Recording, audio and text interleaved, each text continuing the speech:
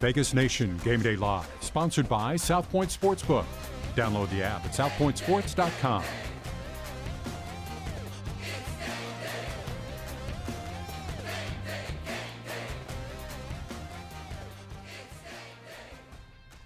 Good afternoon and happy Thanksgiving, everyone. Cassie Soto here with you on this day, jam-packed with food and football. It does not get any better than this. We're about 90 minutes away from the Raiders kicking things off against the Dallas Cowboys at AT&T Stadium.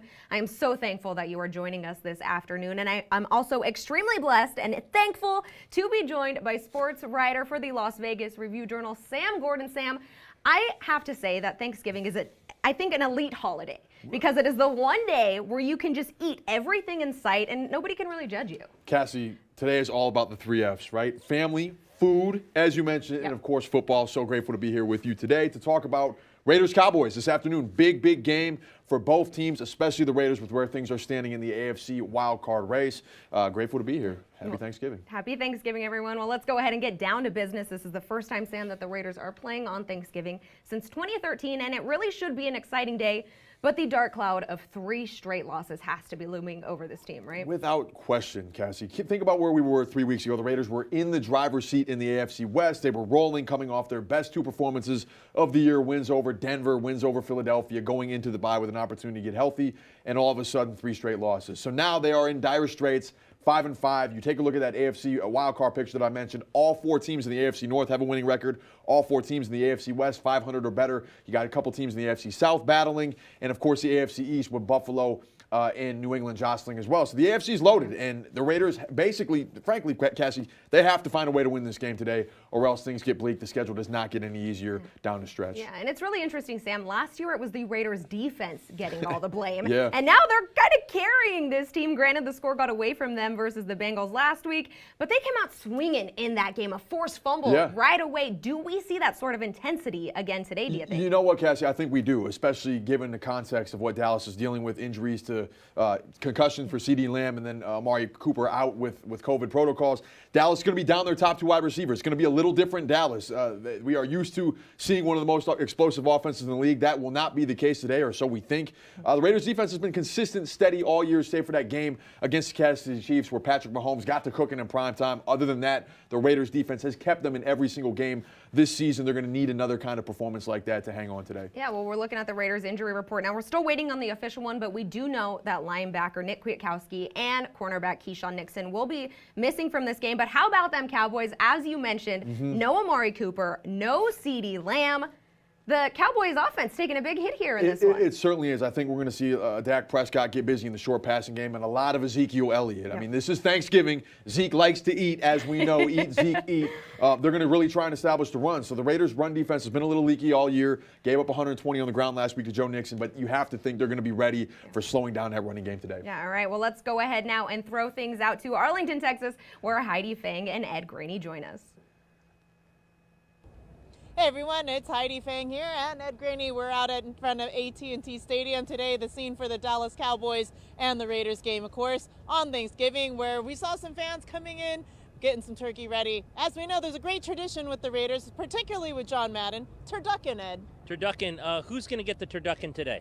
I don't know if it's going to be any of the Raiders, but I'll tell you what, this is a really, really important game for the Raiders. Adam Hill, our colleague, asked Satya through Sam Gordon yesterday, is this a must-win? They say it's not a must-win. I actually think it is. 5-5. They've lost 3 straight. They lose this one. It's really going to be hard, in my opinion, to come back and to get in that playoff mode. And then you go into the history here of the Raiders and the Cowboys in the modern NFL era, where they are 6-6, so this isn't a dead heat. They've only played twice on Thanksgiving, once in 2009, once in 2013.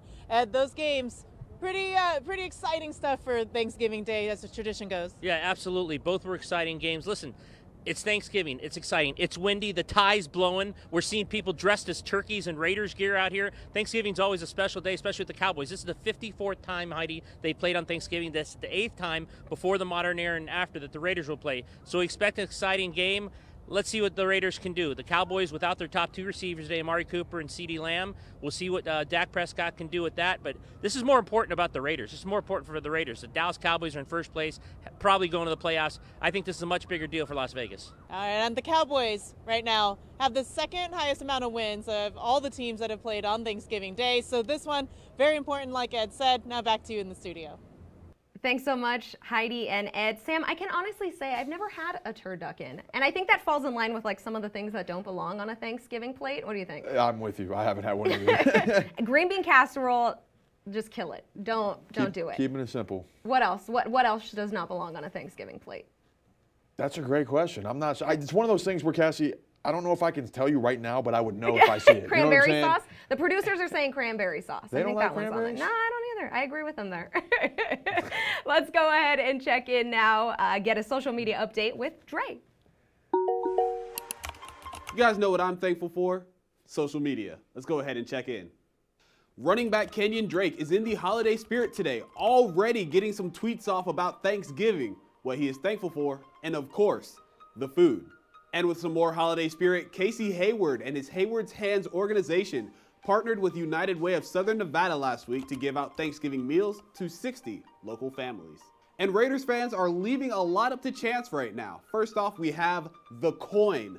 One member of Raider Nation flipped a coin to predict the outcome of games and has been correct so far. He's perfect on it.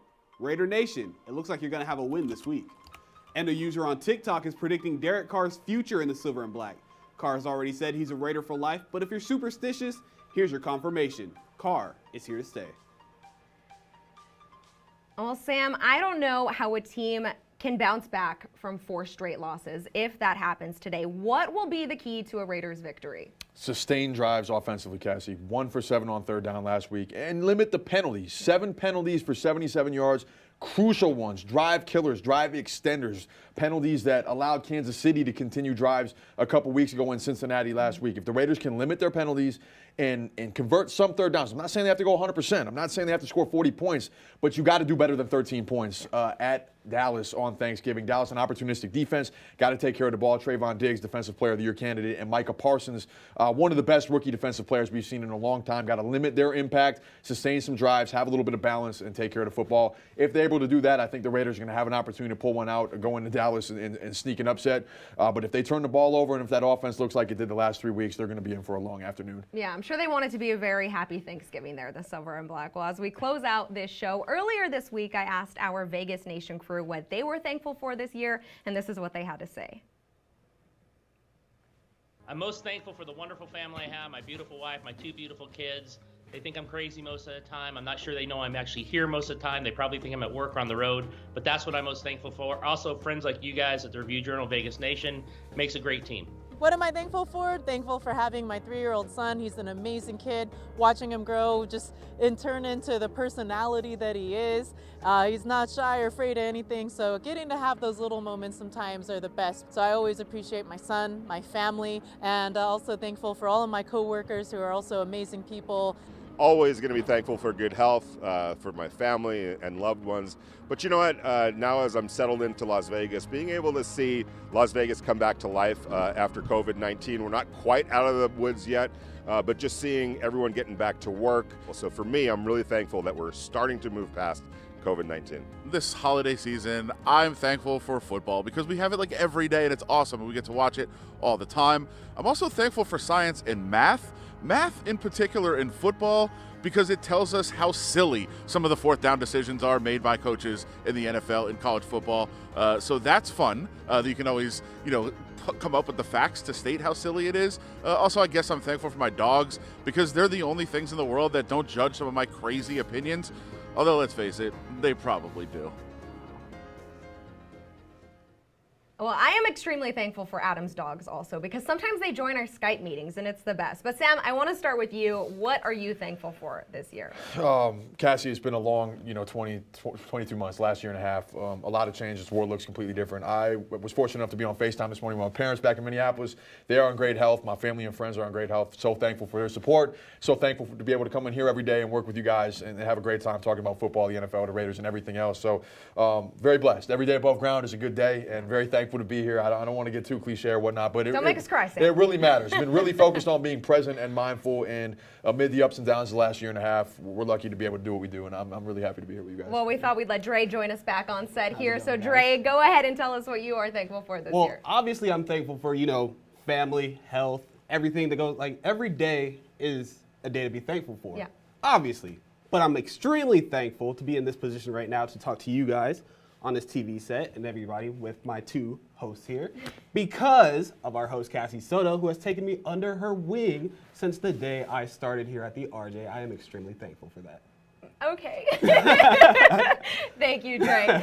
I am the emotional one here. I'm very thankful to be in tune with my emotions, obviously. I'm thankful for my colleagues here. They make coming to work so great and so easy, and they just make it so enjoyable. And I'm also thankful to be celebrating my first Thanksgiving, guys. I have to say it, as a fiance. Hey!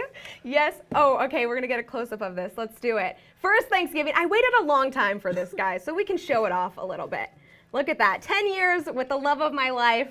We are engaged, and I am just so thankful. Friends, family, and again, great health, and to be here with all of you, and thankful for all of our viewers. So guys, thank you so much for everything. Let's go ahead and end this year off great. We are so excited that you are joining us. For Sam Gordon, Leandre Fox, I'm Cassie Soto, and of course all of our entire Vegas Nation crew and our producers in the back, Angus, Kelly, and Kelsey Kendall. They work so hard. We love them so much. Everybody, spend some time with your family today. Eat some great food and watch some football. Thank you so much. Happy Thanksgiving.